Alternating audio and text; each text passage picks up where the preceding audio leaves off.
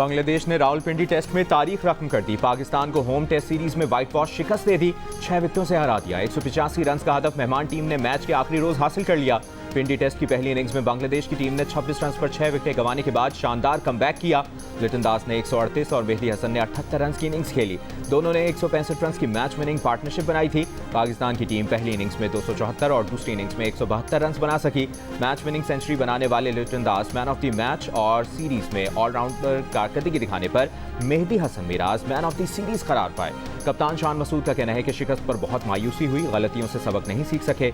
इस सीरीज का नतीजा भी ऑस्ट्रेलिया की सीरीज की तरह ही निकला।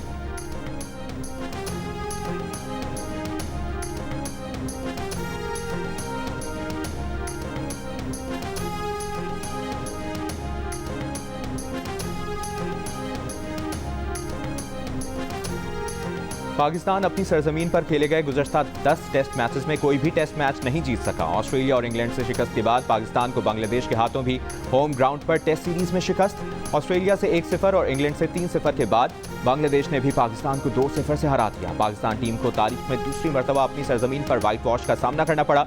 मजमूई तौर पर पाकिस्तान क्रिकेट टीम को 17वीं मरतबा व्हाइट वॉश हुआ है।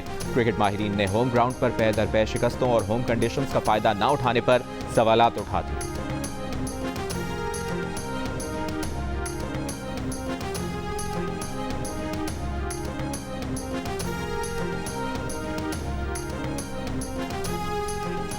बलूचिस्तान नेशनल पार्टी के सरदार अख्तर मेंगल कौमी असम्बली की रुकनियत से मुस्ताफ़ी। सदर और वज़ीर आज़म पर अदम एतमाद।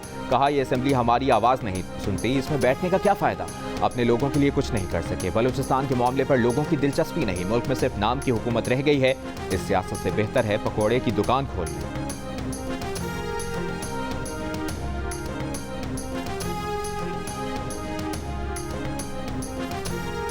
IMF का पंजाब की तरफ से बिजली बिलों में सब्सिडी देने पर एतराज़। वज़ारत ख़जाना ने खत लिखकर सूबाई हुकूमतों को बिजली बिलों पर सब्सिडी न देने की हिदायत दे दी। वज़ारत ख़जाना के ज़राए का कहना है कि IMF का मौक़िफ़ है कि मरकज़ी और सूबाई हुकूमतें बिजली बिलों पर सब्सिडी देने की मजाज नहीं। तरक्याती प्रोग्राम के लिए मुख्तस फंड्स को बिजली बिलों पर सब्सिडी के लिए मुख्तस नहीं किया जा सकता। सितंबर तक सब्सिडी वापस ली जाए। बिजली बिलों पर सब्सिडी से कर्ज प्रोग्राम की मंजूरी खतरे में पड़ सकती है।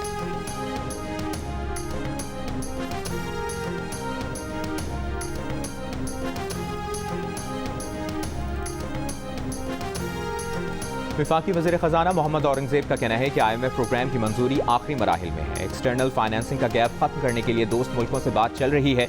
वज़ीर ख़जाना ने ताजरों पर आयड टैक्स वापस लेने का इम्कान मुस्तरद करते हुए कहा कि रिटेलर्स, होलसेलर्स और डिस्ट्रीब्यूटर्स पर आयड टैक्स किसी सूरत वापस नहीं लिया जाएगा। मईशत का 43% हिस्सा सिर्फ 1% टैक्स दे रहा है, सबको बोझ उठाना होगा।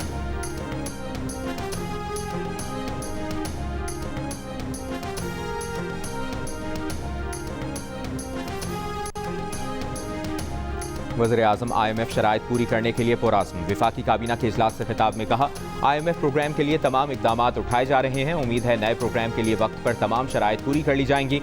महंगाई बढ़ने की शरह में कमी पर कहा, गुज़श्ता साल अगस्त में महंगाई की शरह 27% थी, इस साल सिंगल डिजिट में आ गई है। महंगाई बढ़ने की शरह में कमी कोई हादसा नहीं, नताइज है।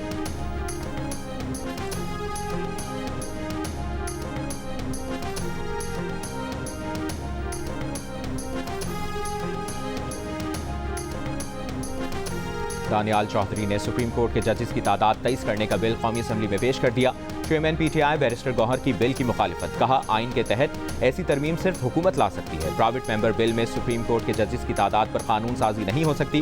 वफाकी वज़ीर कानून आज़म नज़ीर तारर बोले, हुकूमत ने फिलहाल जजेस की तादाद बढ़ाने के हवाले से हतमी फैसला नहीं किया। स्पीकर ने बिल को फिलहाल मौखर कर दिया।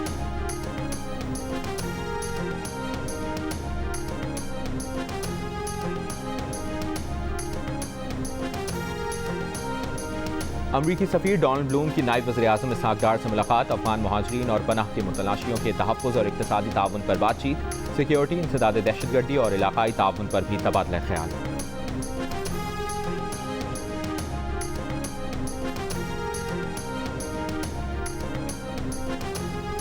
वज़ीर आला पंजाब मरियम नवाज का कहना है कि पंजाब स्किल्स डेवलपमेंट फंड से नौजवानों को माली खुद मुख्तारी की राह पर गामजन किया जाएगा। हुनरमंद नौजवान मुल्क का काबिल कदर सरमाया है। वज़ीर आला पंजाब की ज़ेर सदारत लाहौर में पंजाब स्किल्स डेवलपमेंट फंड से मुतालिक उमूर का जायजा इजलास। स्किल्स डेवलपमेंट फंड के रोड मैप पर ब्रीफिंग।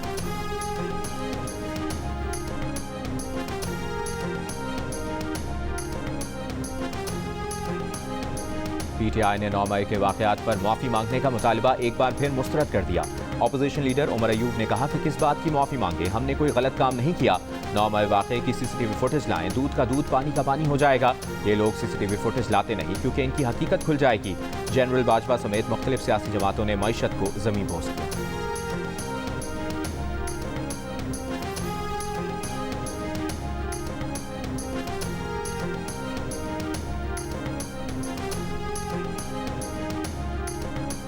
सेनेटर फैसल वावटा का कहना है कि पाकिस्तान के लिए कई साल बाद एक मुस्बत और अच्छी खबर है।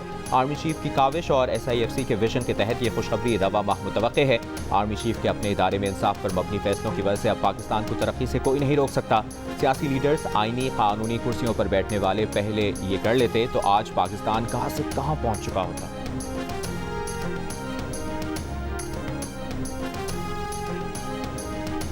जबालिया में इमदादी मरकज़ पर रोटी के लिए कतार में लगे फ़लस्तीनियों पर इसराइली हमला, 8 अफराद शहीद। खान यूनिस में बेघर अफराद के खैमों पर भी बमबारी, मुतादिद फ़लस्तीनी शहीद और ज़ख्मी। मगरबी किनारे में इसराइली ऑपरेशन जारी। तुलकरम में स्नाइपर ने फ़लस्तीनी बच्चे को सर पर गोली मार कर कत्ल कर दिया। ऑपरेशन की कवरेज करने वाले सहाफ़ियों पर भी इसराइली फोर्सेस की फायरिंग।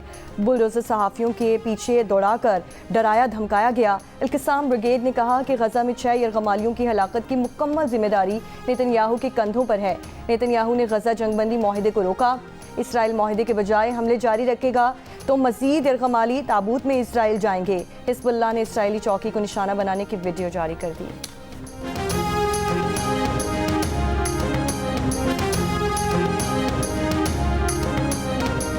अमरीकी सदर बाइडन का हमास से मुआहदे के लिए इसराइली वज़ीर आज़म नेतन्याहू के संजीदा कोशिशें न करने का एतराफ़। बाइडन का कहना है कि अमरीका बहुत जल्द हतमी तजावीज़ पेश करेगा जिससे गजा से इसराइली यरगमालियों की रिहाई मिलेगी। यरगमालियों की रिहाई के मुआहदे के लिए इसराइल में दूसरे रोज़ भी बड़े मुजाहरे। नेतन्याहू के घर और हुक्मरान जमात के दफ्तर के बाहर भी एहतजाज। पुलिस से झड़प के बाद मुतादिद मुजाहिरीन गिरफ्तार। 6 इसराइली यरगमालियों की लाशें मिलने के बाद अवामी गम और गुस्से ने इसराइली वज़ीर आज़म को माफ़ी मांगने पर मजबूर कर दिया।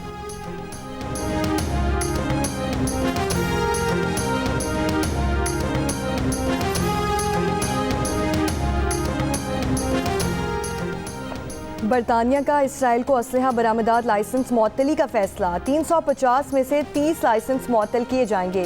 बरतानवी वज़ीर ख़ारजा कहते हैं मुअत्तली इसराइल को असलहा मनसूखी या असलहे की पाबंदी नहीं, इसराइली सिक्योरिटी पर कोई असर नहीं होगा। अब ये वाज़ेह तौर पर नहीं कह सकते कि इसराइल ने इंसानी हुकूक की खिलाफ वर्जी की है या नहीं। इसराइल ने कहा कि मुअत्तली फैसले पर सख्त मायूसी हुई। बरतानवी इक़दाम से हमास और ईरान में उनके साथियों को मुस्बत पैगाम मिलेगा।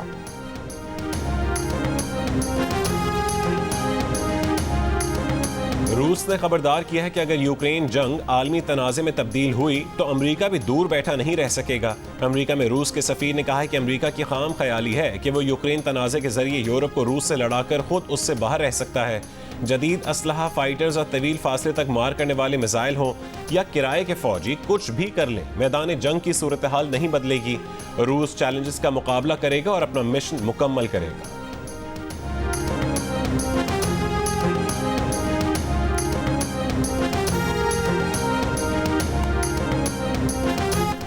और सिंध हुकूमत का यौम दिफाए पाकिस्तान अकीदत, जोश और जज्बे से मनाने का फैसला।